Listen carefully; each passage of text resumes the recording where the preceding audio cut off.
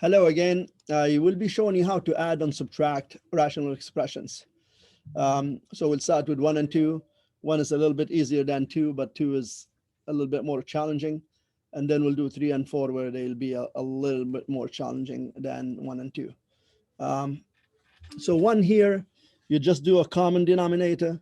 And the lowest common denominator here will be both of these, the m plus 1 and the m minus 1. Now you know you have to multiply the m minus 1 into here, so that becomes m minus 1 plus 2, and you have to know, you have to multiply the m plus 1 into the 2, so you get 2m plus 1 here. And then you just simplify the top, so you'll end up with m squared minus m plus 2m plus 2. Just keep on writing the m plus 1 underneath and the m minus 1. And you collect like terms here, so you get m squared plus m plus 2 all over m plus 1 m minus 1.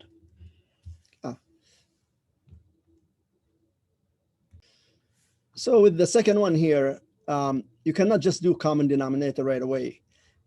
Always, whenever you could factor, always factor. So if we look at the first one, the 3m minus 2, we know 3 is the greatest common factor, and you get m minus 4. And you have the 2m plus 5 here, minus 2m over m minus 4. So once you factor, your common denominator, or lowest common denominator, becomes very obvious. So your common denominator here will be the 3 and the m minus 4, which tells you that you'll have to multiply this by 3, and you do the same thing to this, and you keep this the same.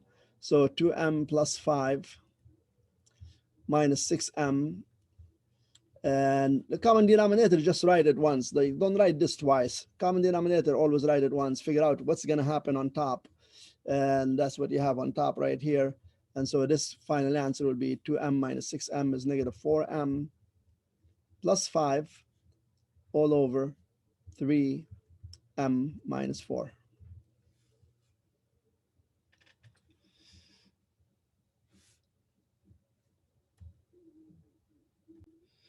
So here's number 3. As you notice, it gets a little bit harder. So what we want to do, the first thing is always, if you could factor. So we have 5a. The greatest common factor from 10a minus 15 is 5. And you end up with 2a minus 3 in the brackets. And then you have minus, you have the 4a on top. And here the greatest common factor is 8. And you're going to get 2a minus 3 as well. Now the greatest common factor here between the 8 and 5 is 40. And then you have the 2a minus 3. What you need to do to both of these, you need to multiply this by 8 and multiply this by 5. And whatever you do to the top, you do to the bottom. So basically it means you have to multiply the top by 8, so you get 40a minus, and you multiply the top by 5, and you're going to get 20a. Now again, the common factor, just write it once. So 40a minus 20a is 20a all over 40 2a minus 3. When you get here, you haven't finished yet. So what you need to do, you see how you have 20 on top and 40 on the bottom. So what you need to do is reduce. Okay. So any number that has a 0 at the end, you could just cancel the 0 with this and this. And then 2 goes into itself once and goes into 4 twice. So you know your final answer is going to be a all over 2a minus 3, and that's your final answer. All right, so now let's go to number 4 here.